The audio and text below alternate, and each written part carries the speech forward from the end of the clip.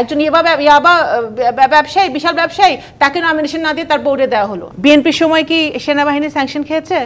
সেনাবাহিনী কোনো লোক স্যাংশন খেয়েছে? সে বিএনপির সময় কি প্রশাসনের কোনো লোক স্যাংশন খেয়েছে? খায় নাই। এটা নজিরবিহীন জিনিসপত্রগুলো আওয়ামী লীগের আমলে হইতেছে।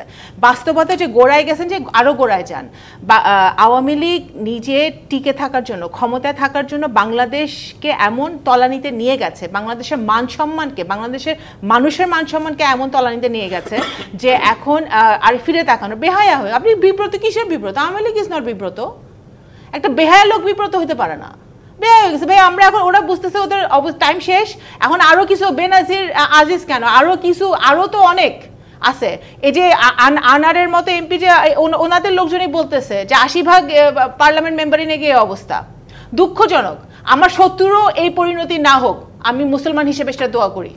হ্যাঁ, যে কোনো ধর্মের লোকই হোক আমি দোয়া করি। বাট ওনার এখন তো বেরিয়ে আসছে যে আমাদের পার্লামেন্ট মেম্বাররা আইন প্রণয়নে তাদের কোনো কাজ নেই, দেশের উন্নয়নে তাদের কোনো কাজ নেই, তাদের কাজ হচ্ছে চোরাচালানিতে, ইয়াবা ব্যবসায়, অস্ত্র নিয়ে ঘুরে বেড়ানো। দেখেছি তো, একজন ইয়াবা ব্যবসায়ী, বিশাল ব্যবসায়ী, তাকে নমিনেশন না দিয়ে তার বোর্ডে দেওয়া হলো আওয়ামী লীগ থেকে নমিনেশন। টিকে থাকার জন্য এই আজিজ সাহেব 2018 সালের নির্বাচনের পরে বলেছে, তাকে তো ওনাকে কেউ জিজ্ঞেস করেছিল? জানতে চেয়েছিলেন আপনারা, ভাই আপনি বলেন নির্বাচন কেমন হয়েছে? উনি স্বপ্রণোদিত হয়ে বলেছেন যে 2018 সালের মতো সুন্দর নির্বাচন নাকি উনি দেখেন নাই।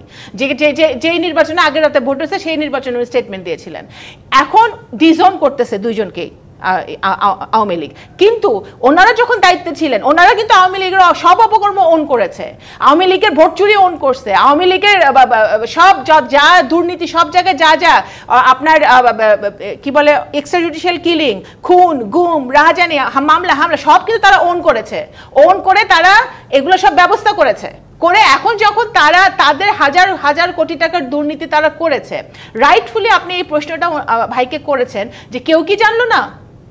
বেনাজির সাহেব একা একা এগুলো করছে বাসায় বসে থেকে থেকে? কারো হেল্প ওনার নিতে হয় নাই সরকারের?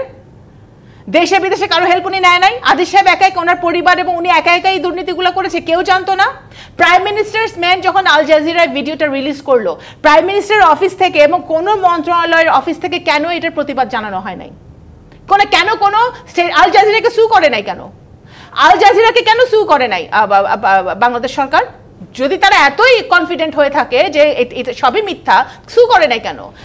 যদি সব মনে যদি যদি পরিষ্কার থাকতো যে আমি করি নাই, আর কোনো অন্যায় করি না, তাহলে আল জাজিরাকে ধরা উচিত ছিল আগে। সেটা তারা করে নাই, তারা কোনো স্টেটমেন্টই দেয় নাই। তার মানে এর মধ্যে সত্যতা আছে।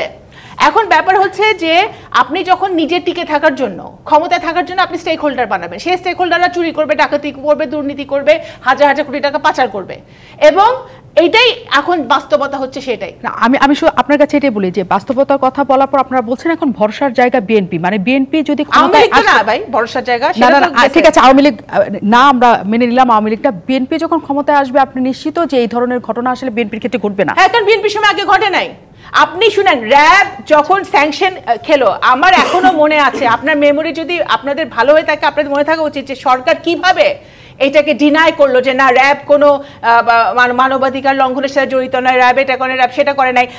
যারা গুম হয়েছিল সেই পরিবারের বাসায় গিয়ে তাদের রাত 12টা 1টার সময় তাদের বাসায় গিয়ে তাদের কাছ থেকে ডকুমেন্ট সই করার চেষ্টা করলো লোকাল থানার লোকজন যে আমাদের ফ্যামিলি মেম্বারে এমনিই চলে গেছে, তারা গুম হয় নাই। তো শুধু এই যে জিনিসগুলো তারা করা ডিনাইল, এবং বাংলাদেশের জনগণকে তারা বোকা মনে করে, মানে গরু